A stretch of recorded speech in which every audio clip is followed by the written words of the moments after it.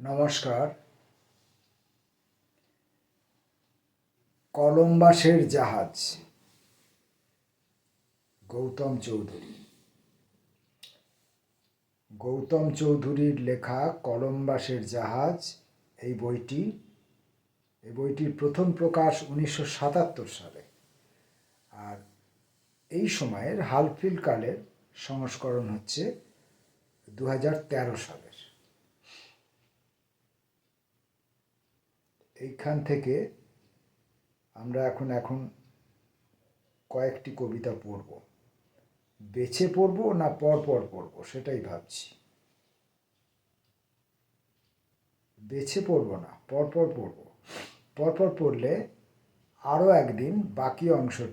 একদিন বা দুদিন বাকি অংশটা পড়ার অবকাশ থেকে যাবে। বেছে পড়ব না, পরপর পড়ব।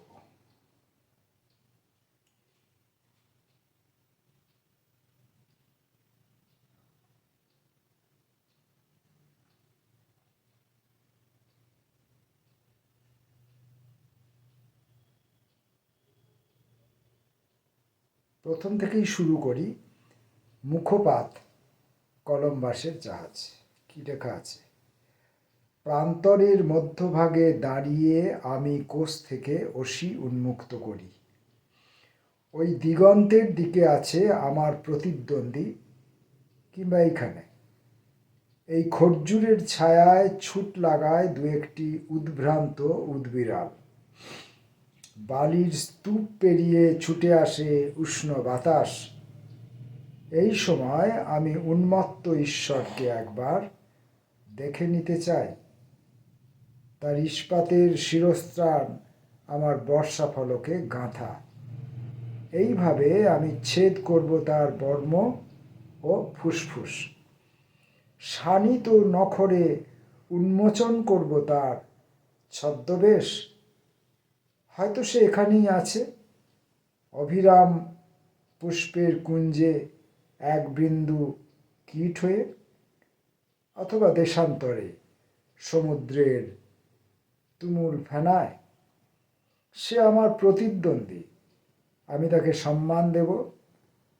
পাহাড়ি অন্ধকার থেকে সমতলে এনে তাকে নির্মমভাবে বলবো, এই দেখো, একে বলে দৈরথ।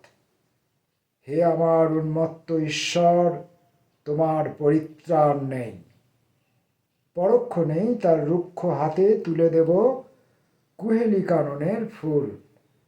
দক্ষিণ তর্জনী দিয়ে ললাটে এঁকে দেব শোণিত তিলক।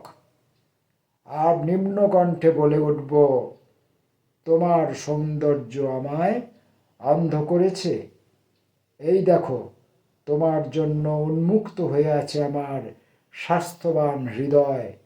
হে আমার প্রিয়তম পুরুষ, তোমার পরিত্রাণ নেই। ডাকিনী মন্ত্র। আমাকে এখন দুরাশার কাছে অল্প একটু নত হতে দাও। আমি জানি সেই প্রবাল দ্বীপের ঠিকানা আমার ঠিক জানা নেই। ওগো জলপরি, তবু দয়া করো ওই অনঙ্গ বীণাটি বাজাও।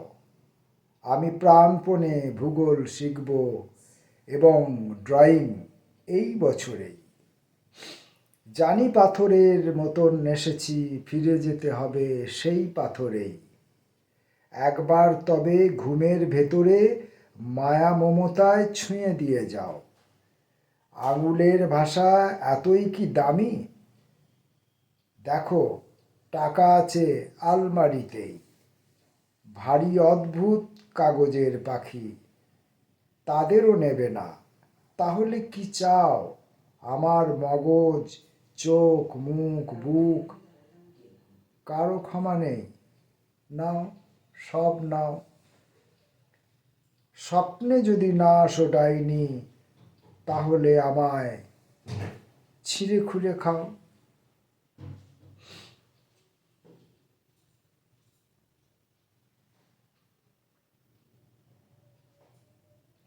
গৌতমের প্রার্থনা। আমাকে এখনো কেন রেখেছ অটুট? ভেঙে ফেলো হে বিপন্ন গভীর শূন্যতা। তোমার হিংস্রতা নিয়ে কাছে এসো, স্পর্শ করো, জ্বালো নিরঞ্জন অগ্নিকণা দিয়ে, ঢালো তীব্র হলাহল। এই দুটি অনিত্য নয়নে নিবুক সমস্ত ভুল আলো। আত্মপরতামগ্ন আমার তুচ্ছতায় হে আকাশ ব্যপ্ত করো তোমার আক্রোশ। দেখেছি কত না ব্যর্থ মানুষের রণতৃপ্তি, প্রজ্ঞা, প্রেম বিদগ্ধ অসুয়া। কত হীন রাষ্ট্রনীতি, কি নিরর্থ মন্ত্র উচ্চারণ, যাগযজ্ঞ, ঈশ্বর কামনা। ক্ষমাহীন মৃত্যু এসে একদিন মুছে দেবে সব।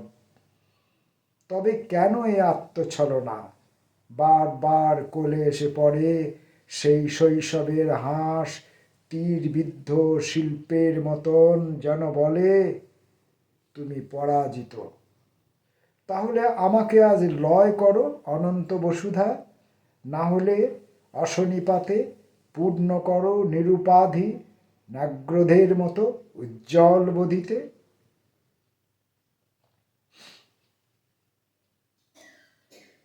Fridge shot. ফ্রিজ শটের দুটো অংশ আছে, 1-2। 1, দুহাতে তার মারণ, তবুও ভয়ে পালিয়ে বেড়ায় এমনই ধরন ধারণ। কেউ জানে না কারণ, তার কেউ জানে না কারণ। গ্রাফিক্স চোখে কেন অমন হায়েরোগ্লিফিক বারণ। সময় কিছু বুঝতে পেরে শিখল পশুচারণ। 2, দুই হাতে ওই অলৌকিক ভঙ্গি, কি দিবি তুই, কি দিবি তুই সঙ্গী। সুখ চাই না, সুখ চাই না, দুঃখ দে, দুঃখের ভিতর বুকের ভিতর বুক দে। কেউ বোঝে না এ প্রার্থনার মর্ম, মধ্যরাতের নিষাদি চৌরঙ্গী চাঁদের স্তন ভরিয়ে দিল দুগ্ধে।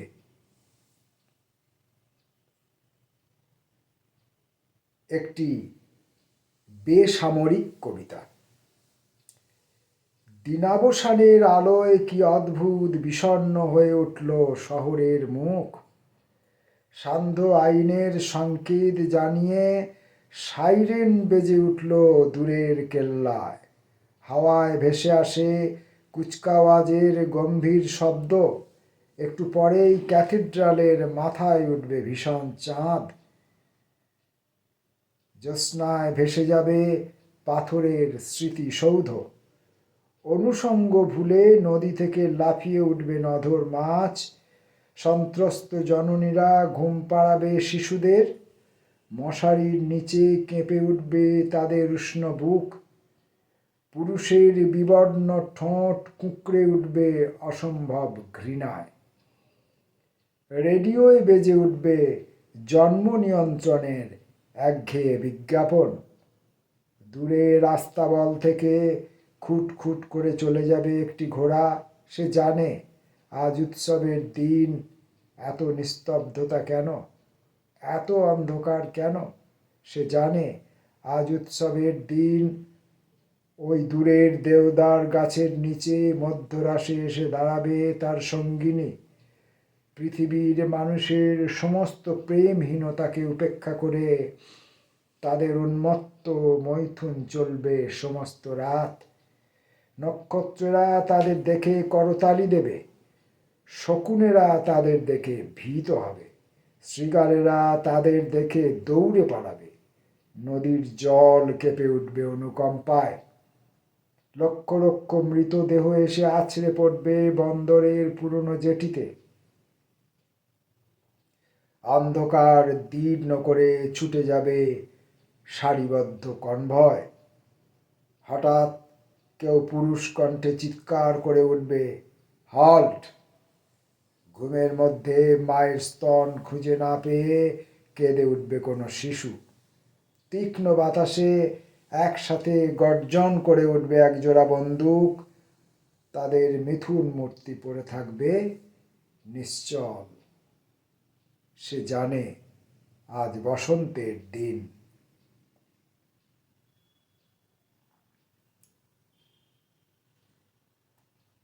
প্রণয় গান। যাবজ্জীবন বিমুখ করবে সেজন্যই কি গ্রন্থিমোচন? খেলার মাঝ বরাবর তোমায় ফুসলে নিচ্ছে কোনো ত্রিলোচন? সে কি আমার চেয়েও ধূর্ত কামুক হ্যাংলা বিপর্যস্ত? আভোর রাত্রি নামছে কি তার অন্ধ জংলা শিকড়মস্ত? ব্যর্থ সঙ্গে হারে গুহায় তাবৎ ভবিতব্য বে, সেও কি তোমায় ভাবতে পারে চণ্ডালী অসভ্য মেয়ে? সেও কি এমন লগ্নভ্রষ্ট অজ্ঞাতবাস মানতে তৈরি? অদৃশ্যে ঘোর গৃহযুদ্ধ দৃশ্যত সীমান্তে বৈরী করছে তাকে ছিন্ন ভিন্ন। অন্যথায় সে কোন তালেবর যে তার সঙ্গে মেলাচ্ছে হাত এবং চিত্ত মায় কলবর? আমি কি হয় এতই ফেকলু জার্সিবিহীন বলেই রইব মাঠের বাইরে থির দাঁড়িয়ে? চক্ষু রাঙাবে সেই দৈব? তবে কেন খেলায় ডাকলে, চূর্ণ করলে বস্তি দুর্গ? এখন কোথায় তৃণাচ্ছাদন, হায় সনাতন হস্তি মূর্খ?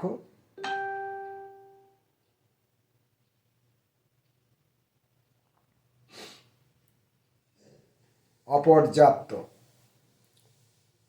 নিয়ন্তা সেই তর্জনীটির পাথরখণ্ড কেঁপে উঠল।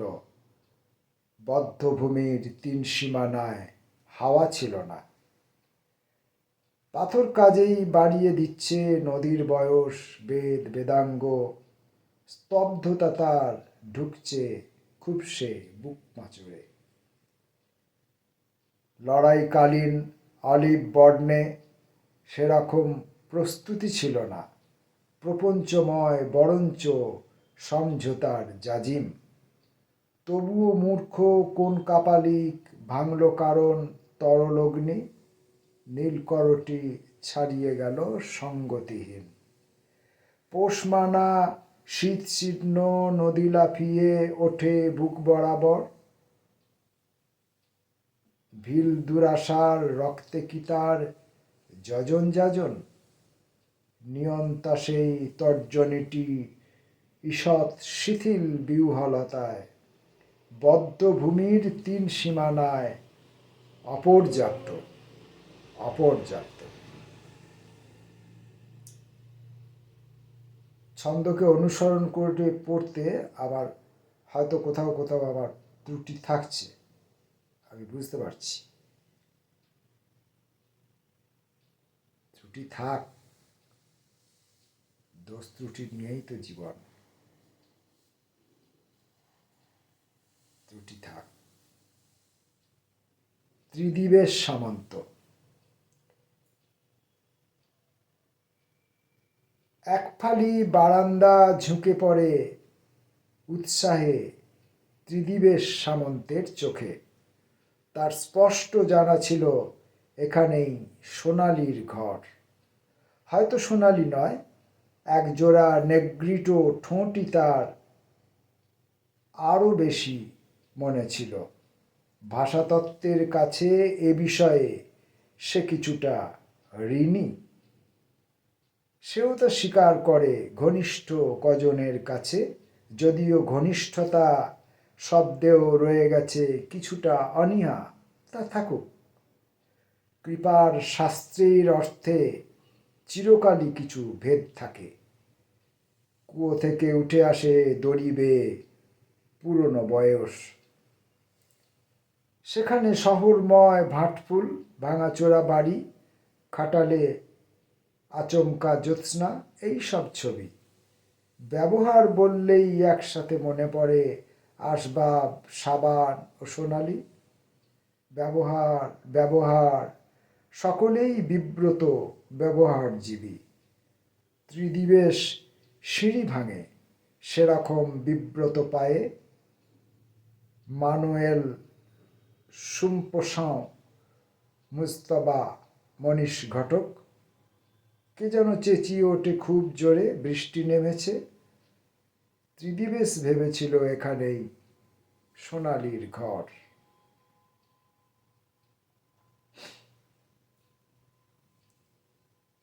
4ঠা ডিসেম্বর মুনিয়াকে। 100 বছর পরে আবার আজকে তোমার সঙ্গে দেখা। কলকাতাতে কবে ফিরলে? কেমন লাগলো হাওয়া বদল? প্যারিসে জিন শ্যাম্পেনের কি দাম বেড়েছে? বুদাপেস্টের দিকে এখন কেমন ঠান্ডা? বরফ পড়ছে? ডিসেম্বরের 4ঠা আজকে এই শহরে আজও তেমন শীত নামেনি। তবু গায়ে গরম জামানা চাপিয়ে ভালো করনি। হঠাৎ করে ঠান্ডা লাগবে। মুনিয়া, তুমি পিকিং যাওনি? চিয়াং চিং কি সত্যি বন্দি? আন্তোনিওনির ক্যামেরায় আর কি ছবি? কেমন লিখছেন ব্রায়ান প্যাটেন? আমি লেখা ছেড়েই দিয়েছি 100 বছর। প্রসূন টসুন ওরা লিখছে। আমি কোনো শব্দকে ঠিক গড় করিনি মুনিয়া ছাড়া। আমি শুধুই কলকাতাকে ভূপেন্দ্র বোস এভিনিউয়ের সন্ধেবেলা একলা একলা হেঁটে যাচ্ছ, সঙ্গে বন্ধু, এমন দৃশ্যে আটকে আছি 100 বছর। জানি তোমার হাওয়া বদল শেষ হয়নি, আজও ফেরোনি। তবে আমি কিসের জন্য পদ্য লিখব? আমায় বরং পাঠিয়ে দিও।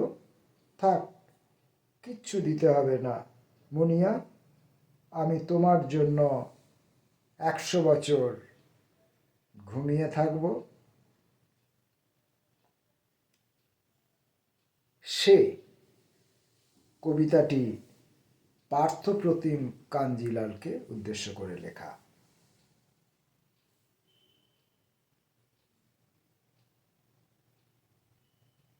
এটি 1, 2, 3, 4 ভাবে কয়েকটি অংশ আছে, দেখি কতগুলি আছে। সে জয় করে নিতে চাও, সে কি দেবে যোগ্য বাসভূমি? নিজেরই ভেতরে তার হুহু জলে তুমুল শ্মশান। হেমন্তের শেষ ঝড়ে কেঁপে ওঠে অরণ্যের ভিত। কোথায় কুটির গড়? ম্লান হয়ে আসে প্রতিমান, নদীর কিনার ভাঙে। তুমিও কি ভেঙে যাও? তুমি সে কুড়ায় একা একা নির্বিকার যজ্ঞের সমিধ। 2, ওই যে নত মুখে চলেছে একাকী, সে ঝর্ণাতরা তার অনেক দূর। হয়তো পাহাড়ের প্রাচীর পার হয়ে পড়বে কোনো এক অরণ্য। ব্যপ্ত প্রান্তর শেখাবে আচমন, একটি পাখি দেবে নীল পালক। সে জানে যেতে হবে পাথার পার হয়ে, পেছনে ফেলে রেখে দিগ্বলয়। তুমুল ধূলিঝড়ে শিবির উড়ে যায়, পাথর ভাঙে বুকে নিরন্তর। সে বড় পিপাসিত, চলেছে নতমুখে, ঝর্ণাতলা তার অনেক দূর। 3, অন্ধকারে লাফিয়ে ওঠে জলজ আলোর গুপ্ত পীড়া। সে চেনে না ওই নদীটির বিহ্বলতার আত্মশাসন। সে শিখেছে কেবল একটু জলক্রীড়া। মাছের রজত শুভ্র আসে, সে দেখেছে সূর্য নাভি। প্রাণ ধারণের তীব্র সুরা, এফোঁড় ওফোঁড় কাঁপাচ্ছে তার বুক বরাবর শূন্যতাকে। হয়তো একটু অসভ্যতা, হয়তো একটু গুল্ম নীলিম সাধের আসন। পদস্খলন ঘটিয়ে দিচ্ছে তার উদাসীন উপগ্রহে। পাহাড়তলির হৃষ্টপুষ্ট একটি গাভী কোমল জিভে গা চেটে দেয় গোবৎসটির। সে বোঝে না অমন স্নেহ জড়ায় তাকে দুর্বিপাকে। অবাধ্য এক অশ্বারোহে প্রবাদটি সে পার হতে চায় আচম্বিতে। এইভাবে তার শঙ্খ করাত ইথারচারী কৃষ্ণচূড়া বেবরাদ্দ খুঁজছে নাতিশীতোষ্ণতা। অন্তরে সে আশির পদ মুক বধির, আলগা কটি খড়কুটোকে অনন্তকাল করছে জড়। আর যা কিছু আয়ত্তে তার পারস্পরিক দৃশ্যটিতে, ইঙ্গিতে তা অর্থবহ, মনস্তাপে তুচ্ছ বড়। 4 শোক সঙ্গীতের মতো বেজে উঠেছিল তার সকালের মায়াবী শরীর। স্পর্শের গভীরে লীন সেই স্থির জলে ওঠা সংকেত লিপির মতো গূঢ়।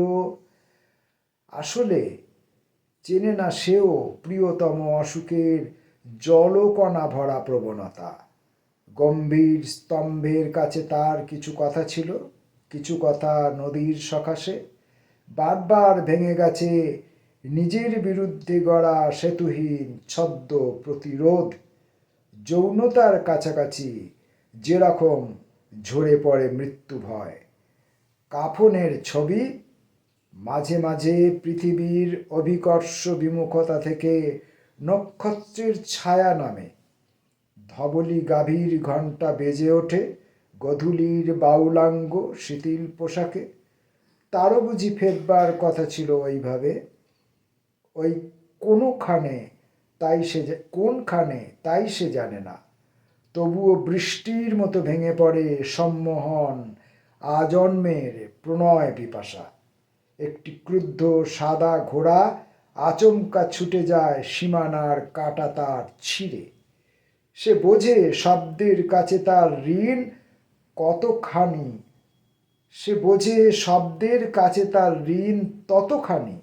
যত ঋণী শব্দ তার কাছে। সে বোঝে শব্দের কাছে তার ঋণ ততখানি, যত ঋণী শব্দ তার কাছে। অবেলার জলযান হয়তো পৌঁছিয়ে দেবে মাটির সারল্যে যথাযথ।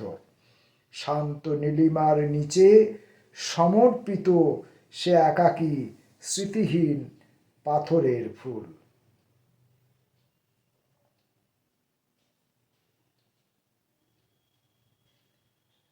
আরো 3টে কবিতা পড়তে হবে। 3টে কবিতা পড়লে এই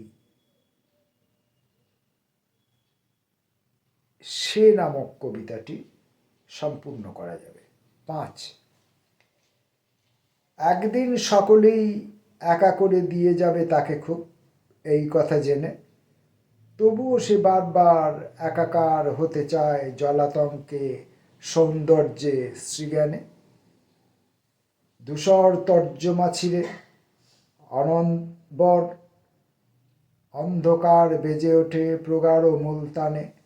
পাতা ঝরে শীত রাত্রে পৃথার কান্নার মতো পৃথিবীর দীর্ঘতম ট্রেনে। সবুজ মোমের মতো জ্বলে ওঠা সব প্রেম চলে যায় ঈষৎ ঈশানে। এক হাটে কামধেনু বেচে দিয়ে সে দেখেছে অন্য হাটে কেউ সাপ কেনে। কেউ মাঠে চলে যায় ঘর ফেলে, সোনালি বুদবুদ ফাটে স্মৃতির শ্যাম্পেনে। তবুও সে প্রাণপণে বরফের পিয়ানোটি ভাঙে, স্থির থাকে মেঘের উজানে। এইভাবে একদিন নীলিমার অলিম্পিকে সব আলো সব সূর্য ছেনে হয়তো অনেকে পাবে থার্মোমিটারের মতো অনাময় জীবনের মানে। হয়তো অনেকে পাবে থার্মোমিটারের মতো অনাময় জীবনের মানে। গমের বস্তার সাথে প্রতিভার ইঁদুরেরা ঝুলে পড়বে বন্দরের ক্রেনে। অগ্নি জ্বলবেন শ্রেষ্ঠ, বসুন্ধরা হবেন শ্রীমতী, দ্রুমদল শোভিত শ্মশানে।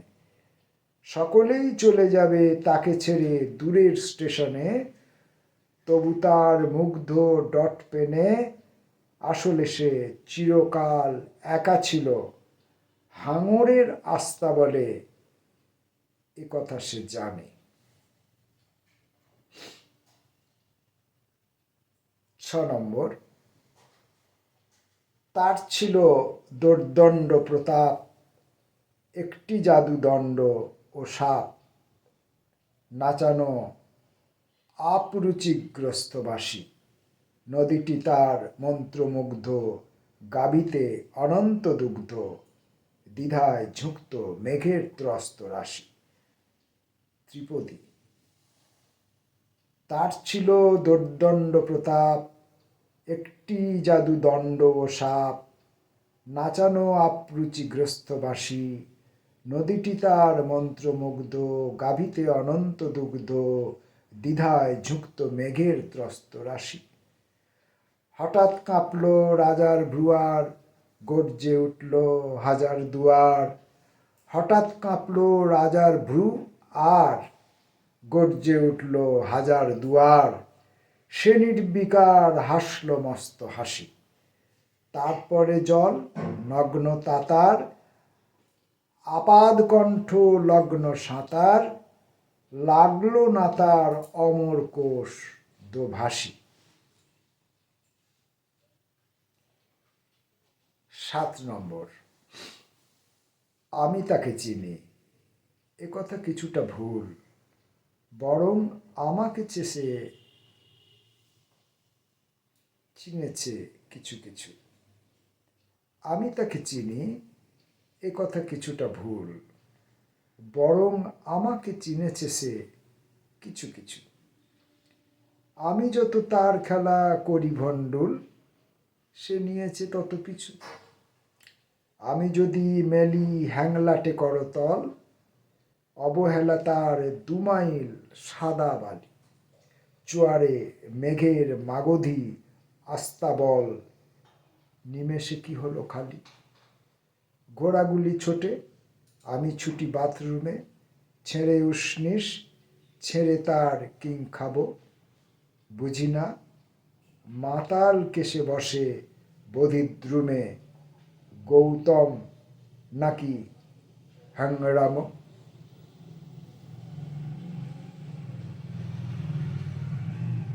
আজকের পর্যন্ত এই পর্যন্তই। এই বইটি থেকে কবিতা পড়লাম, মানে সে সিরিজের 7টা কবিতা পড়লাম, আর তার আগে যে কয়েকটি পড়েছি সবটা পড়লাম। বাকি রইল, বাকি অংশটুকু আর একদিন আরেকটি ভিডিওতে পড়ব। একদিনে গুরুভোজ হয়ে যাবে। এমনিতেই কবিতাগুলোর মধ্যে অনেক কাজ আছে, অনেক ভাবনা চিন্তা আছে, অনেক রকম প্রকরণ আছে। দক্ষ পাঠক না হলে সব কবিতাগুলোকে একসঙ্গে পাঠ করা, একটা কবিতা থেকে আর একটা কবিতাতে শিফট করার সময় দক্ষতা না থাকলে অদক্ষতা প্রকট হয়ে ওঠে, যা হয়েছে আমার ক্ষেত্রে। তো সেই জন্যে আপাতত কলম্বাসের জাহাজে আমরা যে বেরিয়েছিলাম অনন্ত সমুদ্র যাত্রায়, সেটা আপাতত আজকে বন্ধ রাখলাম। পরে আবার একদিন আমরা যাত্রা শুরু করব কলম্বাসের জাহাজে। ততক্ষণের জন্য নমস্কার।